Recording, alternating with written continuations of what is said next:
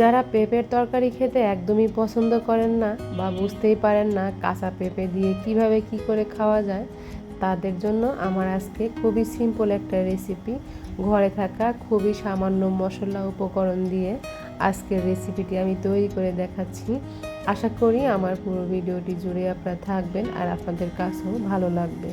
Hello everyone, আসসালামু আলাইকুম। আমি শারমিন। এই তো আপনাদের মাঝে নিয়ে এসেছি আজকে অসাধারণ একটি পেঁপে রান্নার রেসিপি। তো তার জন্য আমি এখানে একটা পেঁপে নিয়েছি। পেঁপেটা আমি অর্ধেকটা কেটে রেখে দিয়েছি, আর বাকি অর্ধেকটা আমি এখন খোসা ছাড়িয়ে নিচ্ছি। আর ভিতরের বিচিগুলো আছে একটা চামিচের সাহায্যে চেঁচে পরিষ্কার করে নেব। পেঁপেটা আমি এখন সুন্দর করে কেটে নিচ্ছি, যেভাবে আর কি রান্না করব। তো আপনারা চাইলে একটু মোটা বা একটু পাতলা করে নিয়েও কেটে নিতে পারেন। তো সুবিধা মতো আর কি কেটে নিলে আর কি হবে।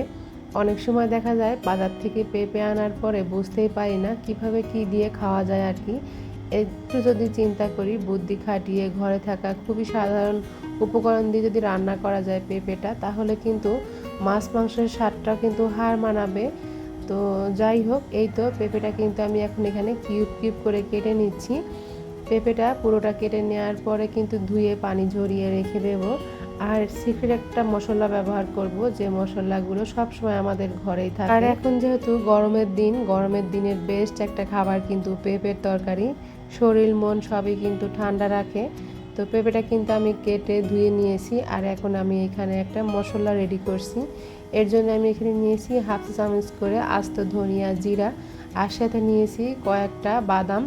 কেউ চাইলে এখানে কাজু বাদাম, পেস্তা বাদাম বা কাঠবাদামও ইউজ করতে পারেন প্রয়োজন মতো আর কি। এই মশলাটা কিন্তু আমি পাটায় পেস্ট করে নিয়েছি।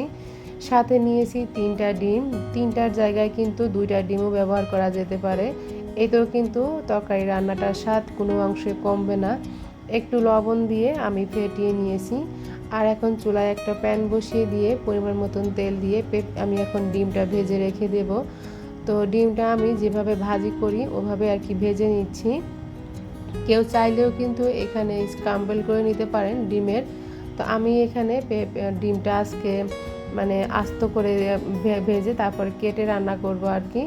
তো এখনই তো ডিমটা কিন্তু ভাজা হয়ে গেছে আমার। তো সেই একই প্যানে আমি কিন্তু এখন দিয়ে দিচ্ছি আর একটু তেল।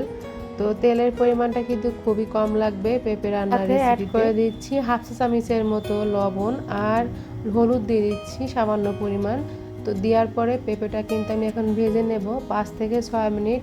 এভাবে ভেজে নিলে দেখা যাবে পেঁপে কিছুটা সেদ্ধ হয়ে এসেছে, আর রান্না করতেও কিন্তু অনেকটা কম সময় লাগবে। দেখতেই পাচ্ছেন অনেক সুন্দর একটা কালার কিন্তু এসেছে। তো এখন আমি পেঁপেটা তুলে নিচ্ছি। আর এভাবে ভেজে নিলে কিন্তু পেঁপের রান্নার টেস্টটা কিন্তু অনেকটাই বেড়ে যাবে।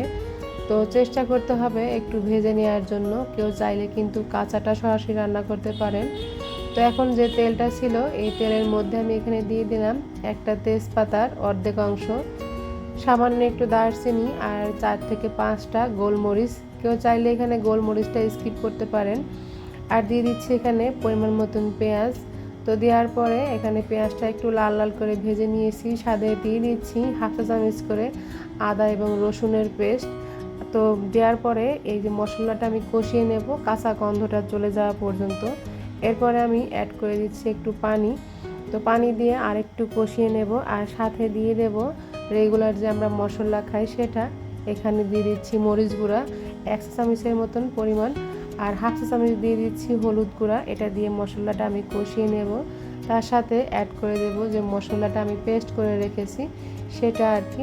এই মশলাটার কারণে কিন্তু তরকারির টেস্টটা অনেক গুণে আর কি বেড়ে যাবে। এখন দিয়ে দিচ্ছি সামান্য পরিমাণ পানি। মশলাটা খুব ভালো করে কষিয়ে নেব।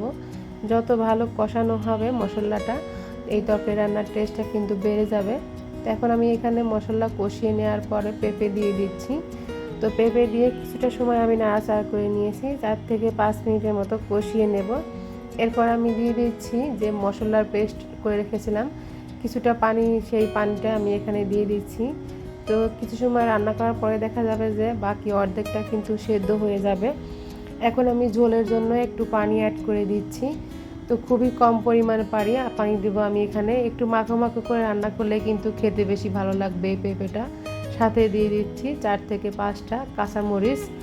আর এখন যখন পেঁপের তরকারিটা একটু বলক চলে আসবে তখন আমি এখানে দিয়ে দেব ডিমটা, যে ডিমটা আমি ভেজে রেখেছিলাম।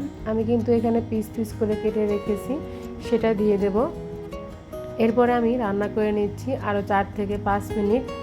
তো দেখা যাবে ঝোলটা একটু শুকিয়ে আসবে আর মাখো মাখো একটা ভাব হবে। আর আমি এখানে আরেকটা মশলা ব্যবহার করছি, সামান্য একটু ভাজা জিরা গুঁড়া আর সামান্য পরিমাণ ভাজা গরম মশলা গুঁড়া। এটা দেওয়ার ফলে কিন্তু সুন্দর একটা ফ্লেভার আসবে।